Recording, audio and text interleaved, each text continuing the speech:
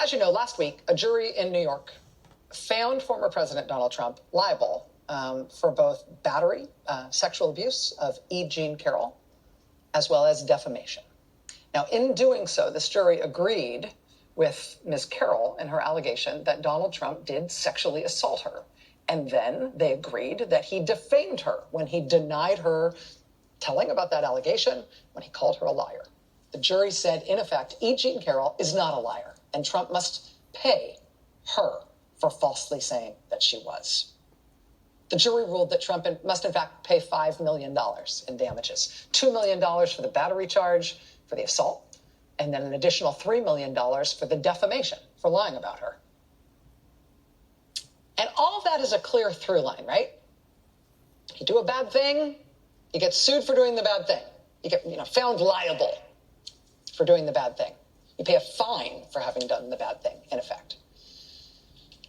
But are those damages, those millions of dollars Donald Trump has to pay now, is that just supposed to be punishment for what the jury says he did?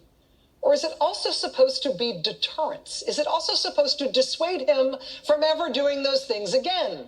I ask for a friend. I ask because that is now a very live question.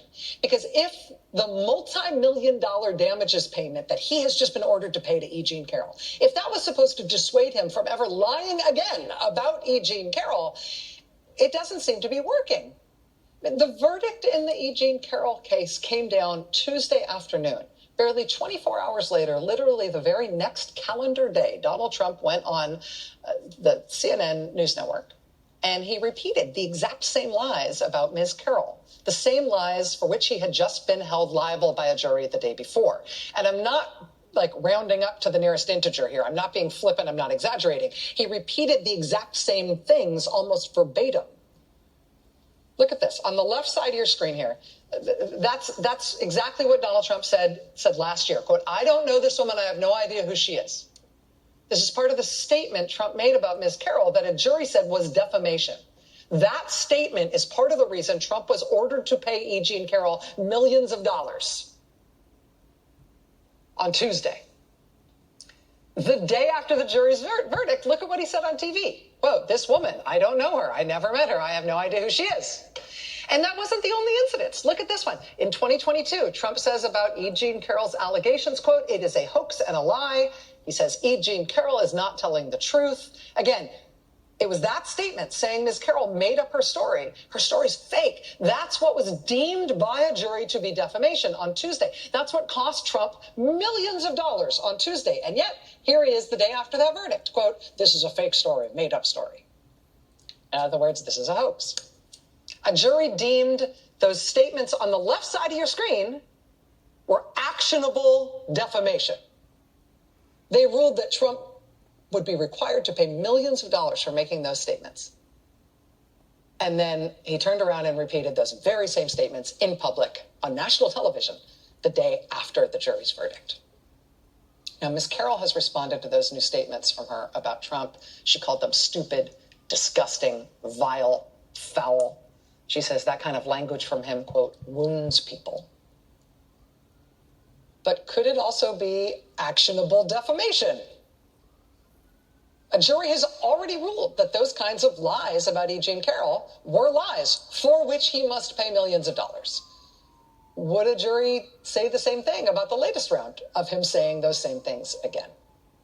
Ms. Carroll's lawyer, Roberta Kaplan, says she and her client are currently weighing whether or not to bring yet another defamation suit against Donald Trump, this time for the new iterations he made of these lies on television in the immediate wake of the verdict. For the first time since he was elected president, E. Jean Carroll and her lawyer, Robbie Kaplan, have proven in a court of law that Trump cannot tell lies with impunity. They have done that for the country. They were not the first to try, but they were the first to succeed, to hold Trump accountable by the American judicial system. First time anybody has been able to do that since he was elected president. They've already done that. Now they have to decide what to do next. Joining us now for the interview is E. Jean Carroll and her lawyer, Roberta Kaplan. It is very nice to have you both here. Thank you. Great to be here. I'm sorry I made you sit through that whole thing about the attack in Virginia and the Durham report. Forgive me. I just want to stand up and give you a standing ovation. I hadn't realized that nobody had done this, that we're the first? Yeah.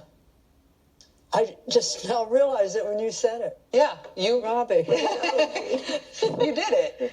And we as a country are inured to the idea, not just that politicians tell lies, right? We're inured to the specific thing with Mr. Trump in which he lies about even checkable things. And he lies in ways that are very hurtful, that are designed to ruin people's lives. And there's no consequences for it. All he does is benefit. Cruelty makes him seem stronger. Cruelty makes him seem more macho. Cruelty makes his adoring public adore him all the more. You are the first people to have punctured that by using the legal system to say you have to be held accountable for what you said. I was going to ask you how that felt, but you're only realizing it for the first time now. Well, when the verdict came, I think we ascended to the ceiling. You did. And it was the happiest day of my life. And on top of having the happiest day of our lives was added, we were so proud to be an American and see democracy actually work. So to put that on top of our happiness, and Robbie was squeezed. You see, this hand is 3 times smaller than it is. Just squeeze it so hard. It was thrilling. I could feel it in my very bones, right down to my corpuscles. And it was, and I still have that feeling. When you went through it again, I was again thrilled. Let me ask about that question that I posited there about, I mean, you did force accountability, and then he did it again. The defamation, the calling you a liar, the exact same things the jury held him liable for the day before, he did again the next day on national television. Is that just the way it has to be? Do you think that potentially could be actionable? If you were to file another suit, would it work the same way? So it's definitely actionable. And here the cruelty will make him less wealthy. He's not going to get away with it another time. It's unprecedented for a person to have been held liable in defamation to keep doing the defamation. So there are not a lot of cases that we can look to for a playbook about how to do it. But suffice to say, I have a lot of lawyers who are very busy looking into this, and we are weighing all of our options. You also have another live case from the time when he was president and he was stating these same untrue things about you, defaming you in the same way. That case is still working its way through the courts. What is your expectation in terms of what's going to happen there? You're going to see news from us in that case very, very soon, Rachel. What counts as very soon? I don't know how late the people work tonight, 2 to 3 days max. Wow. Okay. But we're fully pursuing that case. We got a very good decision from the D.C. Court of Appeals, essentially affirming Judge Kaplan that when Trump said what he said about E. Jean in 2019, he was not acting as president. We're quite confident that that will be affirmed, and then we'll be able to move forward with damages in that case. We don't even need a finding of liability because we already have it, and we'll be able to find damages. And there, the defamation damages are much higher because that was the first statement he made, and that's what really destroyed her reputation as an advice columnist at Elle and to all her readers and people who trusted her and who looked up to her. In terms of the timing here, after those statements that are still at issue in this live case, as you mentioned, you were let go from Elle in terms of your job. Fired. And you think that was related to his defamation? No, it was related. Let me ask you, E. Jean, in terms of what you went through, there weren't cameras in the courtroom, but the whole country was following this word by word. And we have the transcript, and we know how your cross-examination in particular went. And I think anybody with a drop of empathy knows that must have been very painful.